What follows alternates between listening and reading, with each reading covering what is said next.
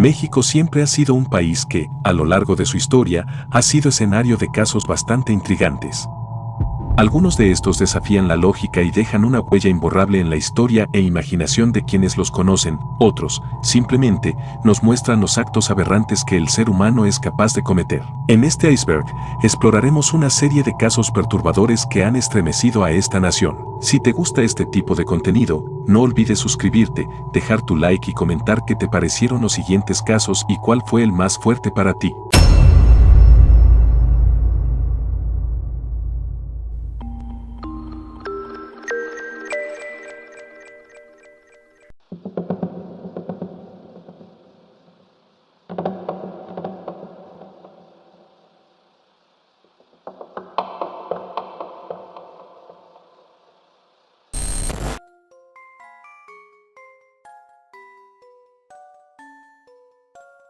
El Jeffrey Dahmer mexicano es un sujeto que parecía ser un hombre excepcional, activista por los derechos de los animales, químico y hablante de 3 idiomas. Sin embargo, resultó ser un perverso asesino de mujeres.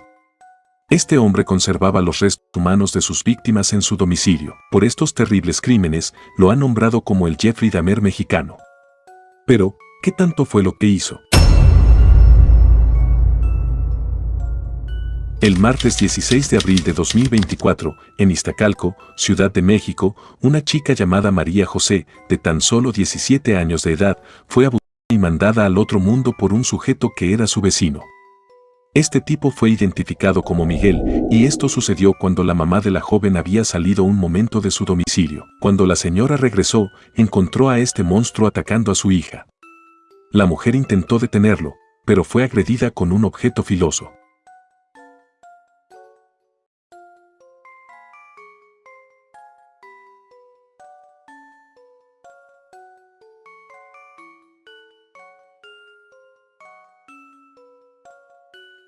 El hombre quiso escapar, pero los gritos alertaron a los vecinos, quienes llegaron y lo detuvieron. La policía llegó, lo llevó detenido, y mientras esto pasaba, la gente lo abucheaba y él hacía gestos burlones hacia la familia de María José.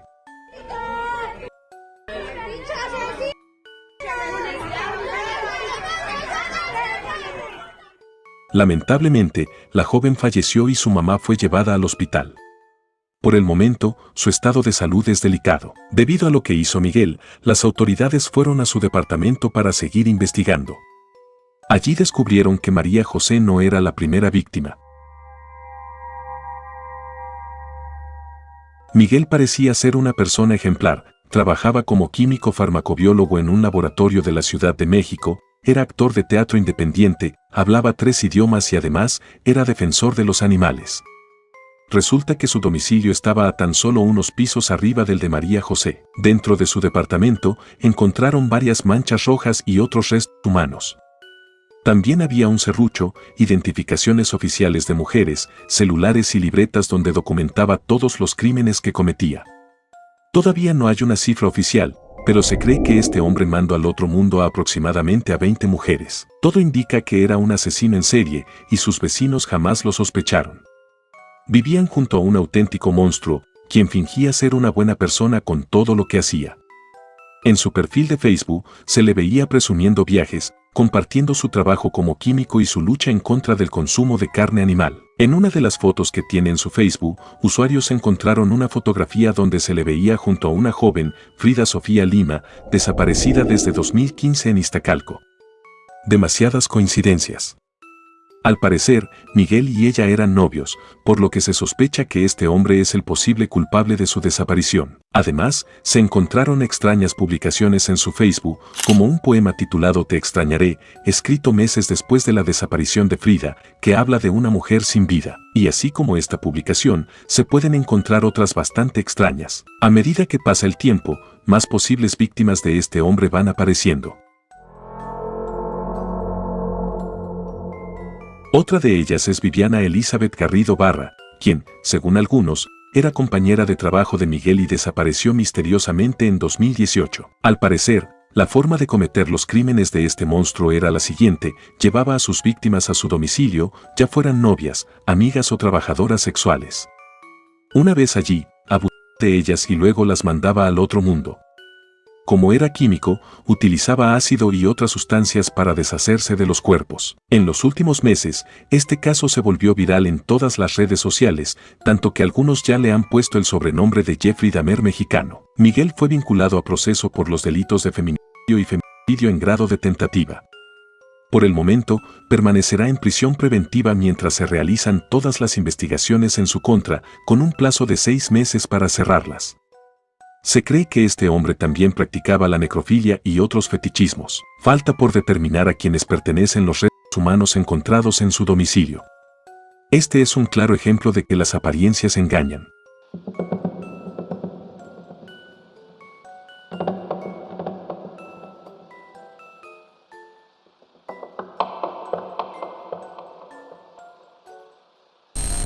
Adolfo de Jesús Constanzo, conocido por los miembros de su culto como el Padrino, fue un traficante de sustancias ilícitas, criminal serial y líder de la banda bautizada por la prensa como los narcosatánicos. Constanzo fue la cabeza de esta organización criminal junto a Sara Aldrete, mejor conocida como la Madrina. Los narcosatánicos estuvieron involucrados en decenas de desvivisiones y sacrificios humanos en la ciudad de Matamoros, ubicada en Tamaulipas, México, y su caso más famoso fue el del brutal crimen en contra de Mark Kelleher, un estudiante estadounidense víctima del culto en 1989. El Padrino convenció a sus seguidores de que al tomar una poción hecha con partes humanas podrían ser invisibles e invencibles, razón por la cual este culto realizaba múltiples sacrificios humanos para obtener poderes sobrenaturales. El fin de los narcosatánicos llegaría en mayo de 1989 en la Ciudad de México, luego de un enfrentamiento entre miembros del culto y las autoridades locales en un departamento de la colonia Cuauhtémoc. Ante la llegada de la policía, algunos de los miembros de la organización criminal trataron de huir caminando,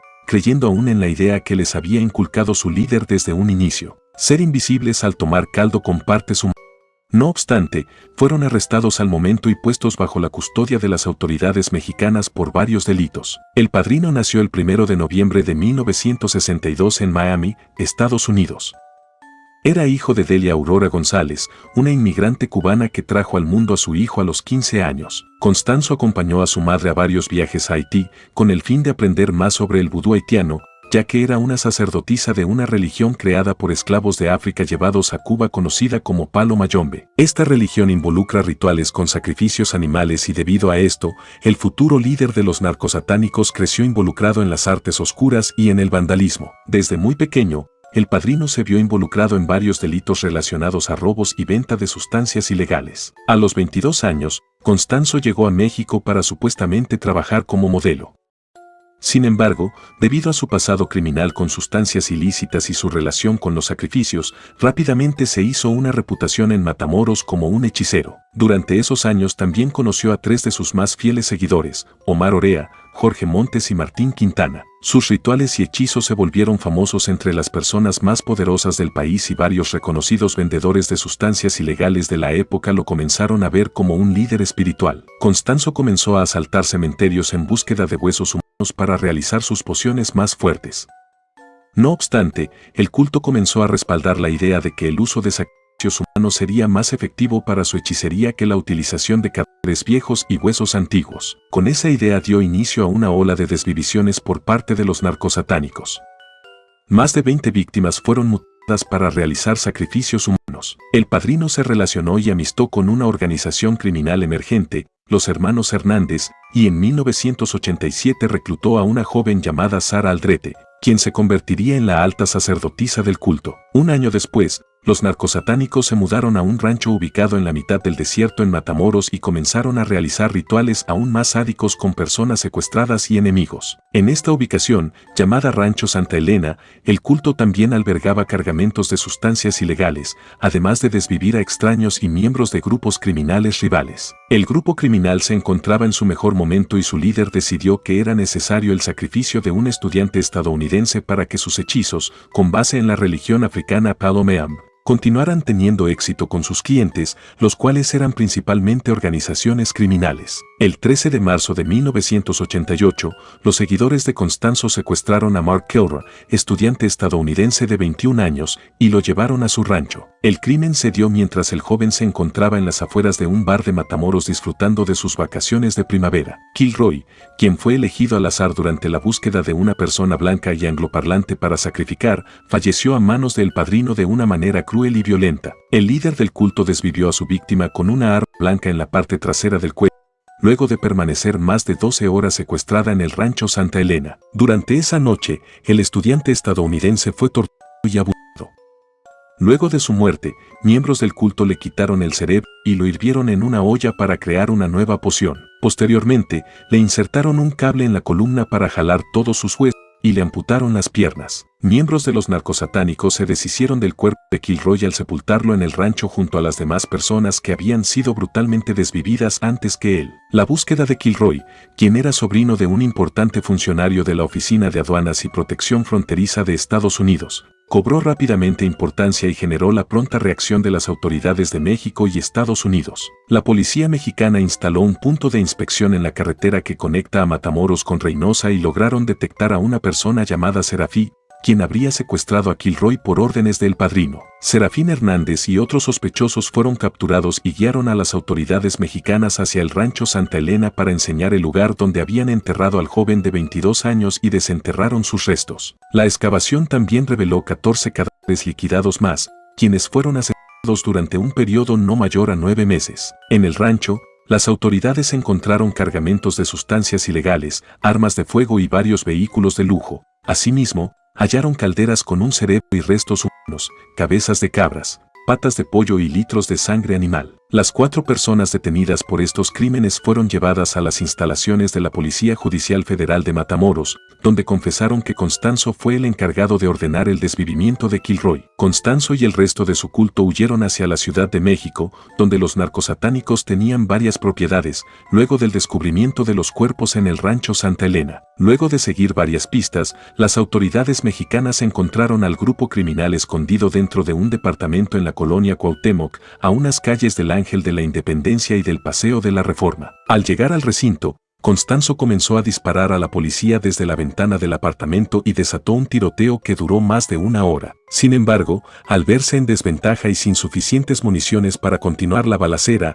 el líder de los narcosatánicos ordenó a uno de sus seguidores desvivirlo. Ese día, el padrino murió en un departamento de la Ciudad de México a manos de uno de sus más fieles seguidores. Los demás integrantes de la banda criminal intentaron escapar al caminar frente a las autoridades, ya que se consideraban invisibles debido a las pociones que habían ingerido. No obstante, fueron detenidos por las autoridades mexicanas por múltiples delitos incluidos secuestros, homicidios, lavado de dinero y tráfico de sustancias ilegales.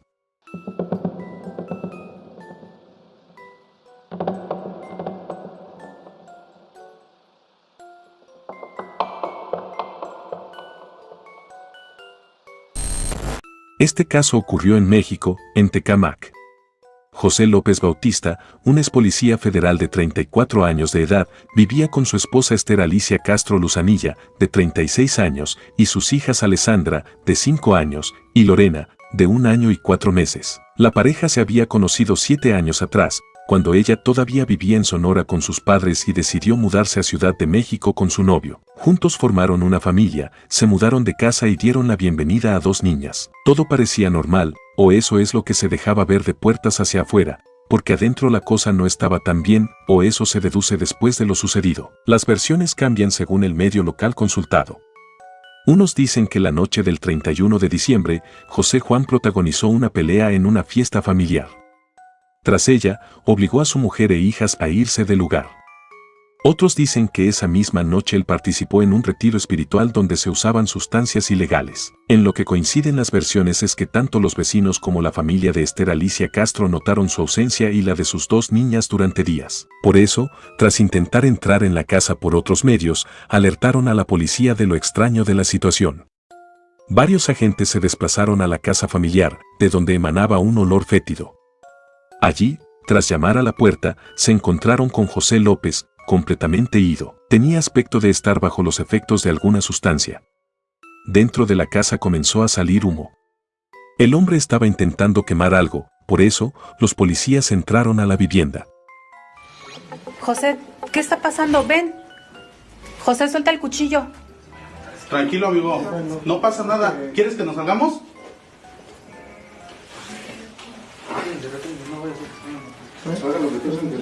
José, pero primero suelta el cuchillo, por favor, José.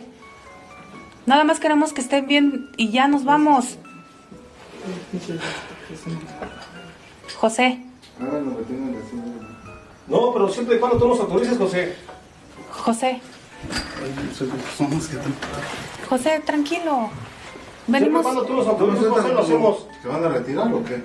Si tú Pero- dices, pero ¿y tu no estás familia? de acuerdo de lo que te dice ¿Está la bien? licenciada, nos retiramos. No estamos aquí. Tú nos abriste, José. Tú tranquilo. Bueno, yo ya les dije, retírense por favor. Pero ¿y tu familia? ¿Dónde está tu esposa? Ya les dije que se fue. ¿Hace cuánto tiempo se fue, José? El día 2. ¿2 de este año? ¿2 de enero?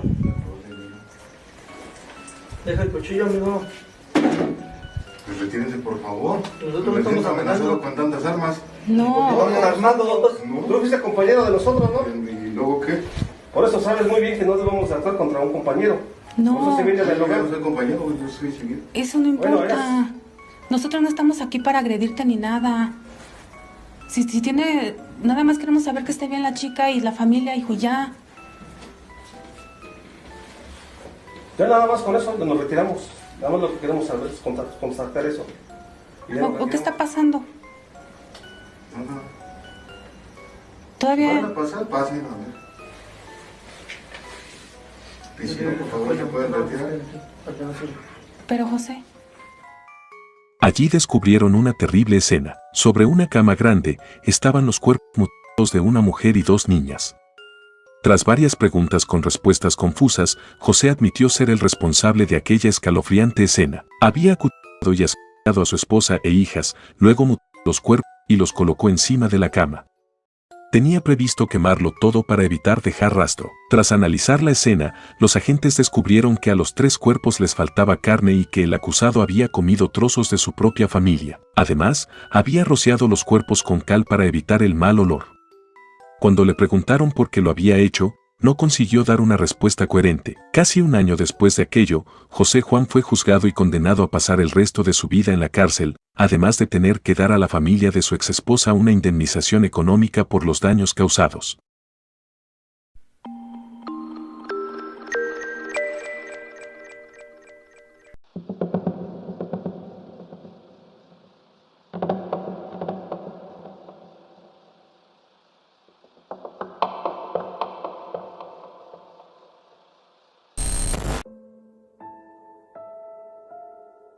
Mario Alberto Zulú Canché, nacido en Mérida, Yucatán, fue un criminal en serie, responsable de 3 crímenes perpetrados a mujeres entre junio de 2007 y julio de 2008, en localidades rurales de la costa yucateca. Debido a sus atroces actos, el yucateco Mario Zulú Canché sembró terror entre los habitantes del estado, principalmente entre las comunidades rurales de la costa yucateca, en donde solía buscar a sus víctimas, principalmente mujeres jóvenes a las que sometía para abusar de ellas y posteriormente desvivirlas. Zulú Canché provenía de una familia de clase media baja y disfuncional.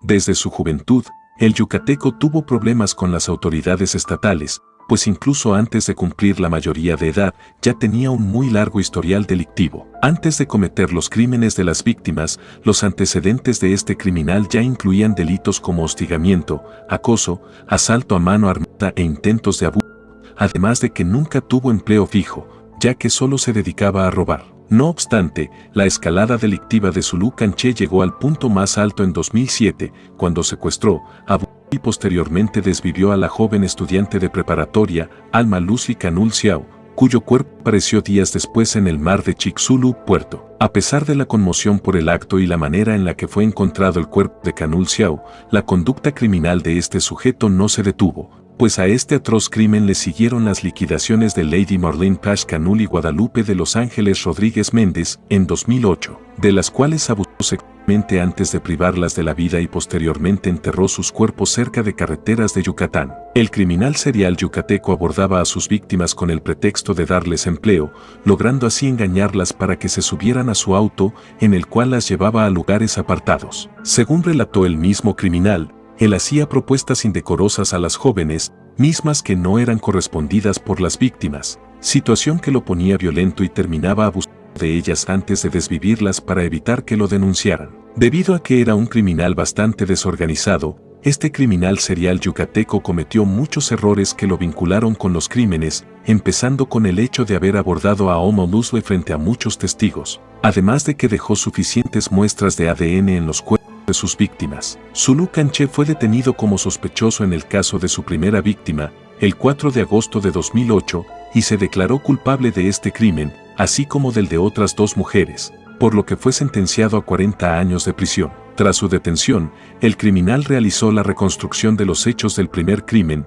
cubierto por todos los medios de comunicación de Yucatán, en donde recordó a detalle cómo desvivió a su víctima. Poco después de ser condenado, Zulu se retractó de ser culpable de los crímenes de Lady Marlene y Guadalupe, pues aseguró que fue manipulado por los elementos de la policía estatal para declararse de esta forma. Zulu había hecho apelaciones con la finalidad de ser absuelto en estos 2 casos, aunque sin importar que fuera o no fuera declarado inocente en estos 2 casos, su condena no se reduciría. Finalmente, este criminal fue encontrado desvivido la mañana del 30 de agosto de 2008, durante el pase de lista de los presos. Según informaron las autoridades, se había quitado la vida con unos pantalones. Cuando volteas a ver y ves que ella tiene el palo, ¿qué sucede en la accidente? ¿Qué sigue? Bueno, lo que ella quiso correr. Arrebaté la madera. Arrebaté la madera. Ajá. Y ella quiso correr para allá, ¿no? Ella siguió corriendo. Aunque la alcancé, le di 2 golpes en su cabeza. A ver. Okay. Después de que le das el primer golpe, ¿qué sucede? Ella se inclina y pone sus manos en su cabeza.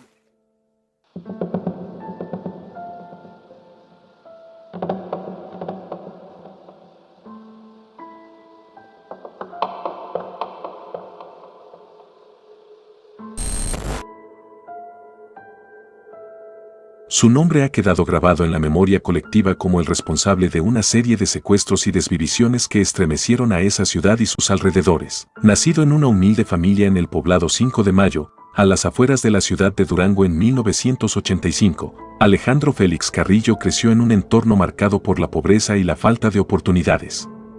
Desde joven, mostró signos de comportamiento con inclinación hacia la delincuencia. El primer caso que se le atribuyó a Félix Carrillo fue cuando tenía apenas 16 años, mismo que ocurrió en el 2001 en el poblado de Ignacio López Rayón, luego de supuestamente verse involucrado en el desvivimiento de Ricardo Rubalcaba Félix, por lo que estuvo preso algunos años, pero fue liberado luego de tener pruebas suficientes de participación directa en el asesinato. Medios locales señalaron que este primer hecho ocasionó que huyera de esa ciudad y se asentara en el estado de Baja California porque, pese a ser liberado, temía que las autoridades locales lo volvieran a capturar pues ya lo tenían ubicado. Alejandro regresó a su ciudad natal a principios del 2009, por lo que a partir de ese momento, una serie de secuestros estremeció a la región. En ese año, el ya adolescente pidió a su abuelo prestada una casa ubicada en la calle Narciso, en el fraccionamiento Valle Verde, lugar donde vivió algunas semanas y donde, según medios locales, conoció a Flor Angélica Fernández Sánchez, de 20 años, que vivía en la colonia vecina del Ejidal. La mujer se convirtió en su amiga y se convertiría en parte importante del caso meses después. A finales de marzo de ese año, la propia familia de Alejandro interpuso una denuncia ante la entonces Procuraduría General del Estado de Durango por la desaparición de Bernardo Félix León, de 80 años, y de Manuel Félix Rodríguez, de 59, abuelos y tío del joven, respectivamente. El Siglo de Durango informó que fue la propia familia de Félix Carrillo quien lo señaló como uno de los principales sospechosos, mismo que lo veían como una persona agresiva y capaz de cometer todo tipo de actos, inclusive con integrantes de su propia sangre. La policía se encontraba en una carrera contrarreloj para detener a este peligroso individuo y liberar a las víctimas por las que se había solicitado dinero para su rescate. Poco después del anuncio de la privación de la libertad de los integrantes de la familia de Félix Carrillo, en el mismo poblado donde nació Alejandro, 5 de mayo, Nabor Castillo López, de 33 años, fue reportado también como desaparecido. Estos crímenes, detalla la agencia estadounidense, son resultado de una compulsión que puede tener sus raíces en la juventud o en desajustes psicopatológicos. Una característica distintiva de estos crímenes es que son cometidos utilizando un modus operandi similar en cada caso. La prensa local y nacional se volcó sobre el caso de Félix Carrillo, mismo que se volvió una presión para las autoridades de seguridad estatales. La búsqueda del prófugo fue ardua y prolongada, pues Carrillo demostró ser astuto y esquivo, logrando evadir a la justicia durante varias semanas. Finalmente, 3 meses de intensa investigación y trabajo de inteligencia dieron resultados, pues las fuerzas de seguridad lograron dar con el paradero de Alejandro Félix Carrillo. El 7 de abril, las autoridades lo ubicaron a bordo de una motocicleta en los terrenos de Valle Verde, por lo que al tener la oportunidad lo interceptaron y lo obligaron a seguir las instrucciones para su detención. Sin embargo, el joven salió corriendo con la intención de escapar. El Siglo de Durango, quien cita informes de las autoridades, detalló que Alejandro se sintió acorralado por las fuerzas de seguridad en la calle Paseo de la Ferrería, por lo que sacó 2 armas de fuego de diferentes calibres, una 32 y otra de 38. Su acción alertó a los policías para que activaran el código rojo, pues pensaron que los iba a atacar. Por ello, los elementos de seguridad solicitaron el apoyo de más policías, pero antes de que llegaran los agentes de los 3 niveles de gobierno, Alejandro escogió el calibre 38 para meterse un disparo en la cabeza. Al lugar arribaron paramédicos de la Cruz Roja, quienes por casi 1 hora intentaron salvar la vida al joven, al tiempo que lo trasladaron a un hospital de la zona, pero Félix Carrillo falleció. Las investigaciones llevaron a los agentes ministeriales a revisar la casa que pidió prestada Alejandro y en ella descubrieron un macabro hallazgo, pues en el patio de ese domicilio estaban enterrados los cuerpos de Bernardo y Manuel, abuelo paterno y tío del joven, respectivamente. Según las autoridades, estos cuerpos tenían golpes contusos, heridas por arma blanca y al menos uno de ellos, del cual no se supo quién, tenía una herida de bala. 6 días después del autodesvivimiento del joven frente a las autoridades, el 13 de abril, Flor Angélica fue capturada a bordo de una camioneta de las víctimas de secuestro y desvivimiento de Alejandro, misma que confesó que fue cómplice de Félix Carrillo al ser la encargada de pedir 500,000 pesos por la liberación del señor Bernardo y Manuel. El 17 de abril, el cuerpo desvivido de Nabor, la otra víctima de Félix Carrillo, fue encontrado en un terreno de la ampliación 5 de Mayo. La historia de Alejandro sigue siendo una advertencia sobre los peligros de la criminalidad y sus consecuencias devastadoras.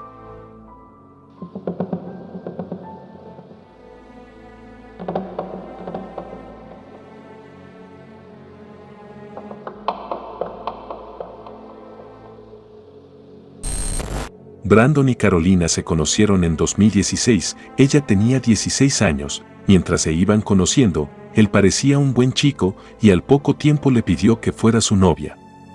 Al principio tenían una buena relación y, al poco tiempo, decidieron vivir juntos. Con el tiempo nació su primera hija, pero su conducta empezó a cambiar. No lograba tener una estabilidad laboral y pasaba de trabajo en trabajo. Además, empezaba a comportarse de manera agresiva y constantemente agredía a Carolina, llegando incluso a los golpes.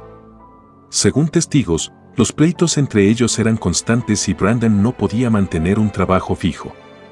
Cuando Carolina le reclamaba, él la agredía. A pesar de todo, tuvieron una segunda hija y fue en el año 2020 cuando comenzó a tener problemas de adicción.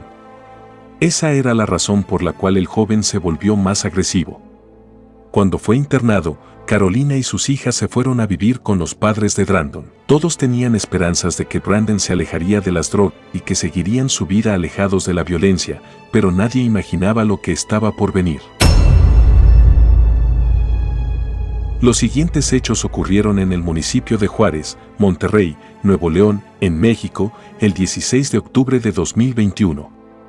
La noche del sábado, vecinos de la colonia Mirador de San Antonio reportaron a la policía gritos provenientes de una vivienda, de una mujer que pedía ayuda. Los vecinos escucharon gritos de desesperación y por eso solicitaron ayuda.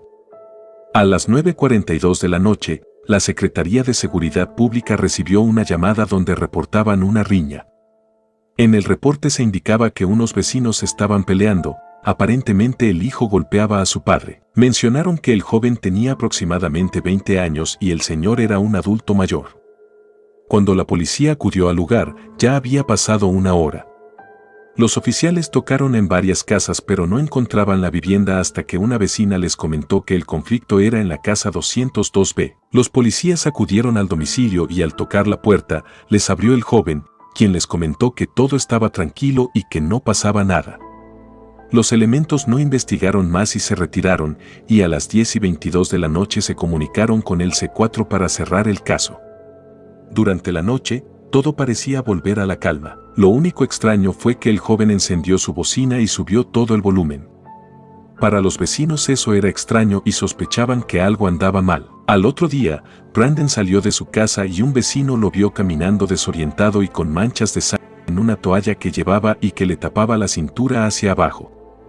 Cuando éste le preguntó si estaba bien y si le había pasado algo, Brandon solo contestó que iba a comprar barbacoa. Cerca de las 6 de la tarde, Brandon llegó a una tienda en San Pedro Garza para comprar comida para perros y, al salir, empezó a comerla. 2 policías se encontraban en ese momento en el estacionamiento y, aunque no sabían quién era, se acercaron a él porque les parecía extraño que estuviera comiendo el alimento para perros y le preguntaron si se sentía bien. Él les contestó que no y confesó que había desvivido a todos los integrantes de su familia. En un principio, los uniformados dudaban de la confesión del joven, pero aún así lo retuvieron. Cuando esto pasó, Brandon se puso agresivo y golpeó en la cara a uno de los oficiales e intentó escapar, pero no lo logró y fue trasladado a la comisaría estatal. ¿Arriba?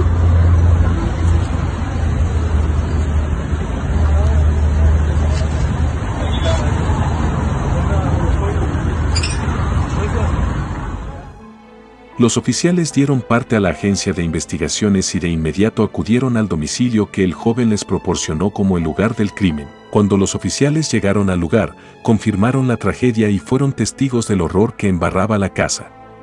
Por otro lado, el joven fue identificado como Brandon, de 23 años, quien había desvivido a su madre, padrastro, esposa y a sus 2 hijas.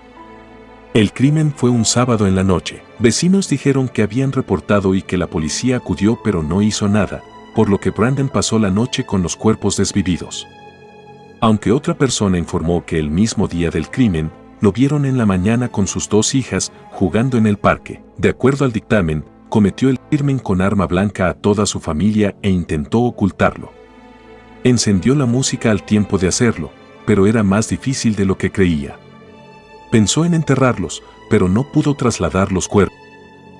Tanto la primera como la segunda planta estaban repletas de restos y el rastro iba a dar al baño. Cuando abrieron la puerta del baño confirmaron lo que Brandon había dicho. En el baño de la primera planta se encontraban los cuerpos de Carolina, de 25 años, esposa del sujeto, junto a sus 2 hijas, una de 6 meses y la otra de 4 años de edad. Presentaban heridas de arma blanca. En el baño de la planta alta fueron encontrados los cuerpos de Mónica, de 50 años, madre del joven, y Guardián, de 45 años, su padrastro.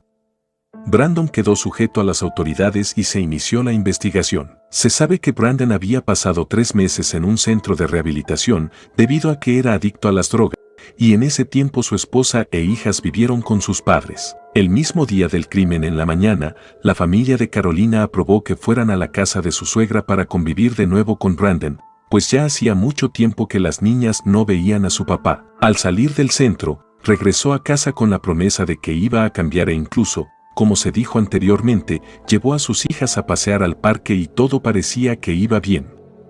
Al poco tiempo regresaron a la casa y Brandon salió por un momento y se encontró con un conocido, volviendo a probar sustancias adictivas. Horas más tarde, regresó totalmente viajado y su madre y su padrastro comenzaron a reprenderlo.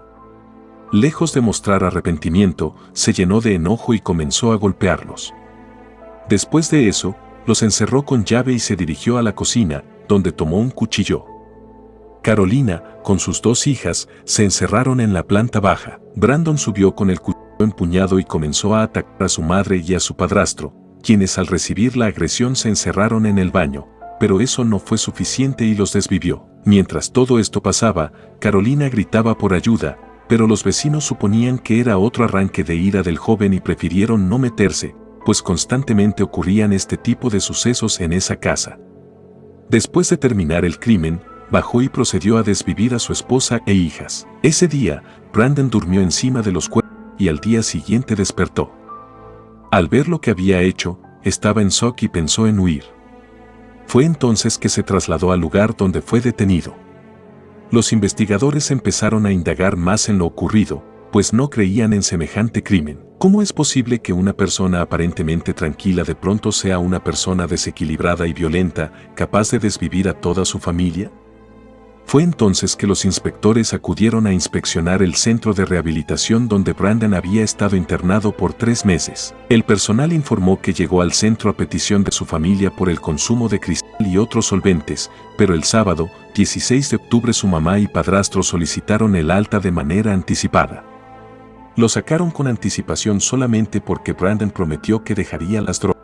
Se cree que Brandon actuó por resentimiento por haberlo internado. Finalmente, Brandon fue condenado a 205 años de prisión, sin oportunidad alguna de quedar en libertad.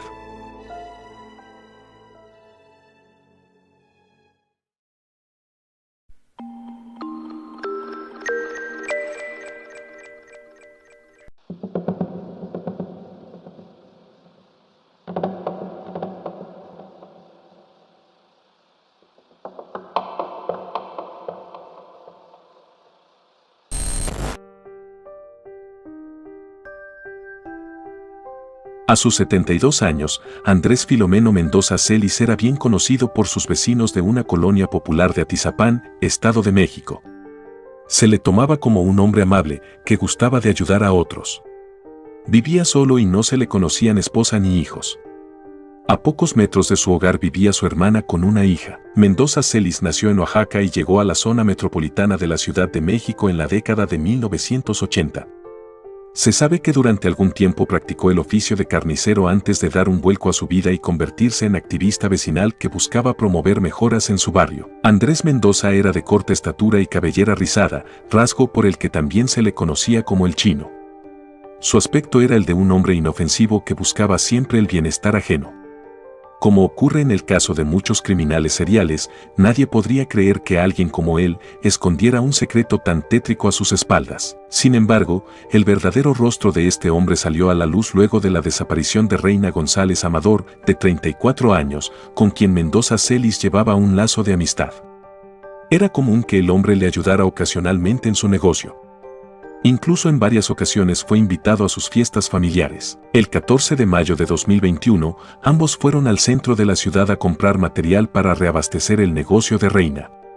Sin embargo, nunca más regresó a casa. Desesperado por encontrar a su esposa, Bruno Ángel Portillo, un jefe de policía municipal en el Estado de México, comenzó la búsqueda por su cuenta revisando los videos de seguridad pública para conocer los últimos pasos de Reina. Como los videos no revelaban del todo el último paradero de la mujer, Bruno rastreó la localización del celular de su esposa usando una app para ello, lo cual lo llevó hasta el domicilio de Andrés Mendoza. El policía accedió como pudo a la propiedad. Ahí encontró los restos separados de Reina. En un acto de desesperación, Bruno se comunicó con la policía para avisar del hallazgo. Así fue como comenzó la tarea de investigar el pasado de Andrés Mendoza. El predio en el que vivía Andrés Mendoza no tiene nada de llamativo. Se caracteriza por un amplio desorden y carencia de higiene. Pero eso no es lo más sorprendente, sino el hecho de que rentaba cuartos a personas. Y nadie se dio cuenta de lo que hacía. Después del hallazgo del cuerpo de Reina, la policía y los peritos fueron desenterrando miles de osamentas, la gran mayoría pertenecientes a mujeres. Unos pocos eran de niños y hombres. Mendoza era un criminal consumado. La cantidad precisa de víctimas hasta el momento permanece como un misterio.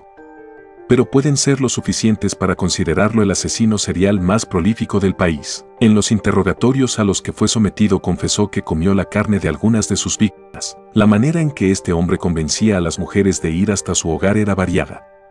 Algunas de sus estrategias era la de ofrecer empleos o presentarse como facilitador de programas sociales, lo cual puede ser un gancho para personas en busca de una mejora en su vida, como ocurre en las periferias del Estado de México y la Ciudad de México, donde la pobreza llega a ser extrema. La realidad es que luego de desvivirlas, Andrés Mendoza separaba las partes de sus víctimas y ocultaba los cuerpos en el subsuelo de una habitación subterránea de su vivienda. Ahí se fueron acumulando con el paso de los años, vidas y vidas de personas inocentes a quienes alguien esperaba en sus hogares. Además de las osamentas enterradas, la policía encontró en la vivienda de este sujeto una libreta donde llevaba un recuento de sus víctimas, nombre, edad y demás detalles. También se encontraron fotografías, identificaciones oficiales, ropa, zapatos y bolsos de muchas mujeres a las que desvivió.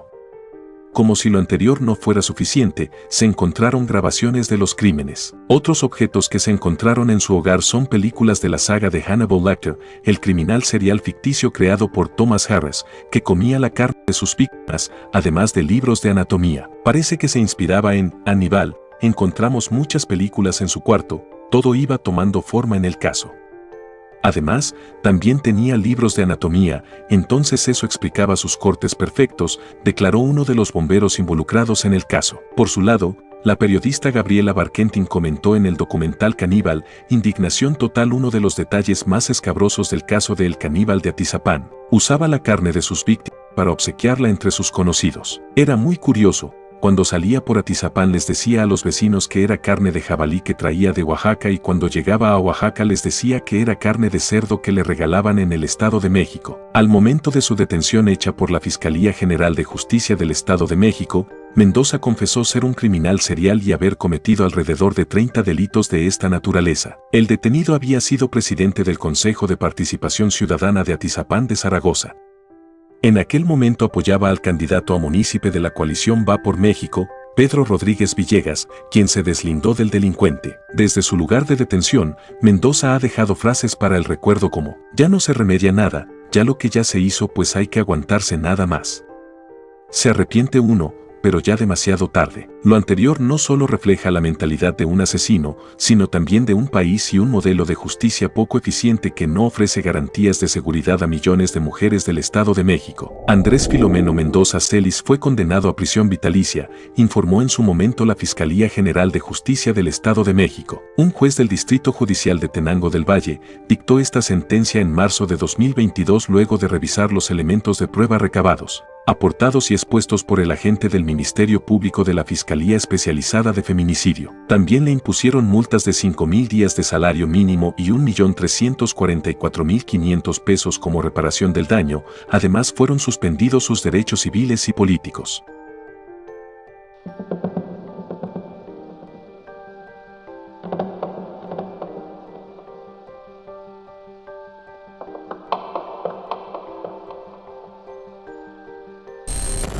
Cuando en el futuro se revise la abundante historia delictiva mexicana, uno de los capítulos más gruesos será sobre el secuestro. El estado de Morelos aparecerá como primera cita y uno de los personajes principales será Daniel Arizmendi, el mochaorejas, hombre de una crueldad que supera la ficción. Así lo describió el periodista Humberto Padgett en su reportaje y entrevista para Sin embargo, Daniel Arizmendi, el mochaorejas soy yo, publicado el 10 de enero del 2014. La historia de Arizmendi va más allá del sensacionalismo de la prensa.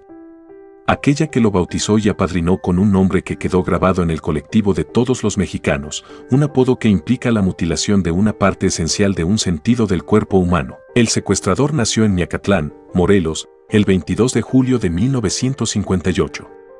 Junto con sus padres, Catarino Arizmendi y María López, y sus hermanos, Juan Ubaldo, Aurelio y Diego, emigró a la Ciudad de México en 1967. Vivían en la calle número 6 de la colonia San Juan Pantitlán, en la alcaldía Iztapalapa. Reprobó la prueba que tomó para ser admitido en la escuela y a los 9 años de edad, repitió segundo de primaria en el Instituto Juan de la Luz Enríquez. Catarino era un hombre celoso y alcohólico que maltrataba a María constantemente. No obstante, los 4 hermanos eran golpeados por ambos padres. Cuando Daniel tenía 8 años se divorciaron.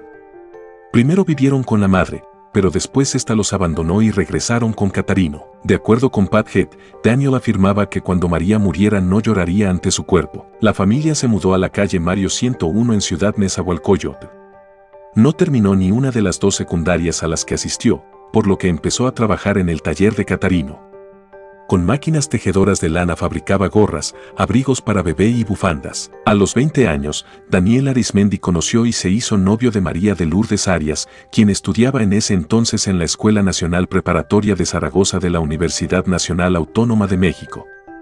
Se casaron el 27 de agosto de 1977 cuando ella quedó embarazada de su primer hijo, Daniel. Se conocían desde que Daniel tenía 10 años de edad y desde ese entonces se podían observar sus orejas enormes. Daniel y Catarino eran similares, sin afectos hacia esposas e hijos, con una masculinidad frágil, alcohólicos, celosos y violentos. Golpeó en repetidas ocasiones a María de Lourdes por acusarla de infidelidad. Tenía la fantasía de encontrarla con otro hombre en el hospital donde trabajaba. La indiferencia se terminaba cuando golpeaba a su esposa y a sus hijos, quienes le preguntaban a su madre si su padre los quería. Después de trabajos en otras fábricas, en la Secretaría de Marina y como chofer particular y de transporte público, ingresó a la Policía Judicial de Morelos cuando tenía 26 años, recomendado por Aurelio, su hermano. Estuvo solamente 2 meses. Un detenido conocido como el Móvil, obeso y de piel blanca y a quien conoció en los separos del Ministerio Público, le enseñó cómo robar vehículos usando un desarmador y pinzas de presión. Así comenzó su carrera delictiva. Escalando. Poco a poco, fue detenido por primera vez en diciembre de 1990 por la Policía Judicial del Estado de México. Encerraron a Aurelio a otros miembros de la banda criminal que había creado en el penal de Barrientos, en Tlalnepantla, pero después de empeñar una casa y conseguir dinero prestado, salió libre. Comenzó a dedicarse al secuestro cuando una sobrina de su esposa le platicó que habían plagiado a una persona en la ciudad de Cuernavaca. Sus cautivadores habían exigido a la familia $1.000.000. Se dio cuenta de lo fácil que era y empezó a secuestrar con la misma banda con la que robaba automóviles, su hermano Aurelio, los hermanos Paz Villegas, Raciel El Rachi, Joaquín Parra Zúñiga y un hermano de este. El primer secuestro que realizó fue el de Martín Gómez Robledo, dueño de una gasolinera. Lo trasladaron en una camioneta por la autopista México-Puebla a su casa de seguridad. El lugar también lo utilizaban como un refugio para guardar los vehículos robados. Encerraron a Gómez Robledo desnudo en el baño, lo ataron de pies y manos, le vendaron los ojos y no le dieron comida ni agua. Arismendi exigió a la familia de la víctima $1.000.000, pero como estuvo abierto a las negociaciones, terminó recibiendo $350,000. Al darse cuenta que el negocio no sería tan rentable si estaba dispuesto a negociar, el mochaorejas comenzó a utilizar medidas más crueles. Durante su 7º secuestro, le cortó una oreja a Leobardo Pineda, propietario de distintas bodegas en Iztapaluca, Estado de México. Su familia reprobó el hecho. No obstante, terminó pagando el rescate en su totalidad. Daniel Arismendi solía afirmar que tenía solamente un poco de humanidad. Así, halló la manera de conseguir el dinero que siempre había querido sin la necesidad de lanzar amenazas verbales o tener que persuadir a los familiares. Solamente tendría que mutar a sus víctimas y dejar su propia marca. Concluyó que la oreja sería una parte del cuerpo espeluznante pero sutil y no tan perverso como cortar una pierna entera o un brazo. Yo creo que sí volvería a empezar. Aunque tuviera $100 millones, lo volvería a hacer. Secuestrar era para mí como una droga, como un vicio. Era la excitación de saber que te la estabas jugando, que te podrían matar. Era como adivinar, ahora le corto una oreja a este cuate y va a pagar. Y pagaban. No sentí nada ni bueno ni malo al mutar a una víctima. Era como cortar pan, como cortar pantalones, dijo en una entrevista, de acuerdo con el artículo Un mal día en la vida de Daniel Arismendi, escrito por Carlos Monsiváis para Proceso en 1998. Cortar orejas era normal para mí, ni me daba miedo ni me daba temor. Como si fuera una cosa normal.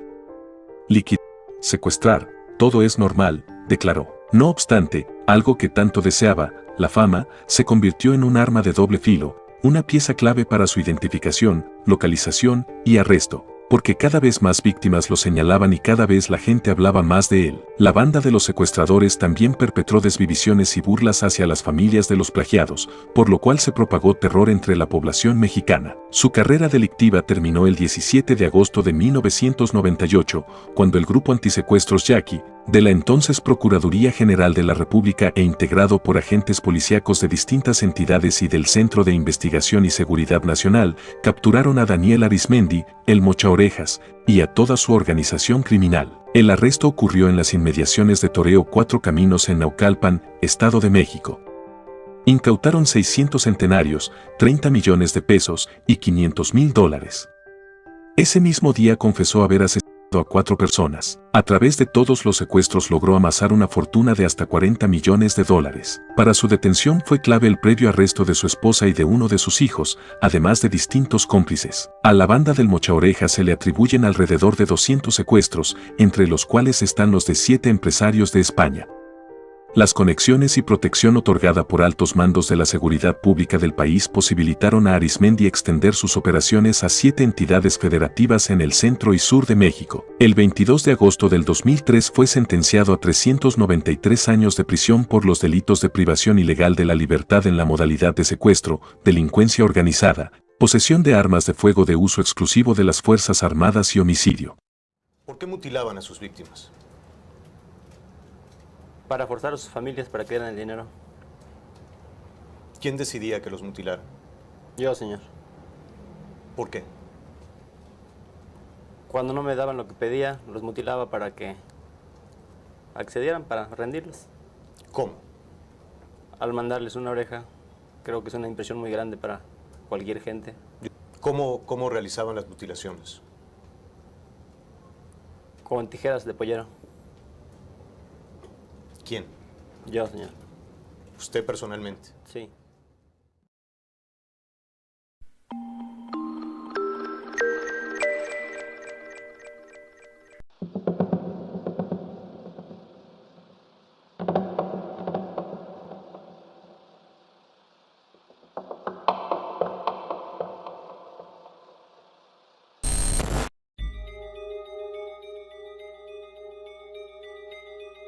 México ha tenido historias de crímenes que han quedado sin resolver, otros simplemente dieron respuestas que se sienten inconclusas. Un caso que conmocionó al país entero fue la de Óscar García Guzmán, conocido también como el Monstruo de Toluca. Un asesino que fue acusado de varios casos de abusos sexuales y desaparición de personas. Este hombre ya se encuentra preso luego de recibir su primera sentencia. El caso ha sorprendido por la manera de actuar de las autoridades, pues Óscar se burló en repetidas ocasiones de los policías en redes sociales. También se hizo viral por una llamada que mantiene el criminal con su madre, en donde confirma todos los crímenes sin ningún arrepentimiento. Fue a finales de octubre del año 2019 que un hombre de 28 años de edad comenzó a ser buscado en el Estado de México.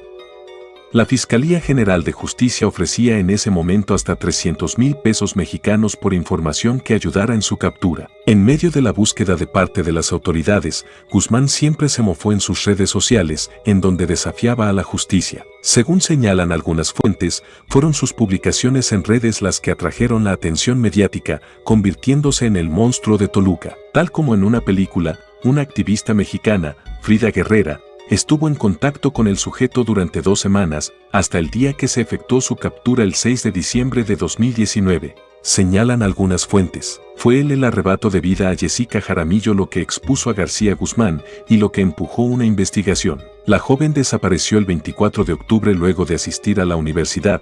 Sus familiares no volvieron a tener contacto con ella. Desde un principio el primer sospechoso fue García Guzmán, quien era compañero de Jessica en la Universidad Tecnológica, Unitec, en Toluca. Los padres acudieron a la casa de García sin mucho éxito, pero cuando las autoridades lograron tener una orden para entrar ya era demasiado tarde. En una publicación hecha en Facebook, García escribió: "Para atrapar a un criminal en serie debes de pensar como uno", esto acompañado con fichas de búsquedas de 3 jóvenes, incluida la de Jessica. Los padres de Jessica acudieron repetidamente a la casa de Óscar. Sin embargo, este negó haberla visto. Los miembros de la familia de la desaparecida estuvieron afuera de la casa de Óscar durante 4 días, entre el 26 y 30 de octubre. Sin embargo, la policía no podía acceder porque no había una orden del juez, la cual tardó 4 días en ocurrir. Finalmente, el 30 de octubre el asesino salió de su casa y no volvió. Cuando la policía logró ingresar, encontraron a Jessica desvivida en el baño. Se dice que fue desvivida apenas horas previas a su hallazgo. Medios señalan que los cuerpos de otras 2 mujeres fueron localizados en la casa del criminal. El Monstruo de Toluca fue condenado a 217 años de prisión y deberá pagar una multa de 1.132.350 pesos por los crímenes a 6 personas, 4 mujeres y 2 hombres, uno de ellos su padre. En una llamada con su madre, Óscar confirmó que él fue quien le arrebató la vida a su padre siendo menor de edad, cuando tenía solamente 16 años. ¿Qué onda? ¿Qué onda? ¿Cómo estás, hijo? Pues, no, yo no importo. Oye, mis mascotas. Ahí están, nada más que ahorita mañana voy a ir primero contigo porque creo que tienes audiencia, ¿no? Ay, no, yo ya... Mira, mis 3 opciones son estas. Ajá. Escúchalas. Hay de 3 sopas, o me mato, me suicido, o muero aquí de viejo, pero es lo único que hay para mí, ¿va? Ay, hijo. Es lo que hay. Lo acepto, o sea... Fue lo que le dije... Fue lo que le dije al detective cuando me entregué. Le dije, mira, yo nomás quería que mis mascotas estuviesen bien. Si mis mascotas están chidas, de mí que sea lo que sea. Pero tenía la duda de que fue de, como ya no te he visto, no sé si te enseñaron la grabación y todo. O sea, todo lo que dije, pues sí es neta. O sea, no, ¿para qué te miento? O sea, ¿para qué te choreo? O sea, si yo, papá, yo, la hermana de tu novio, pero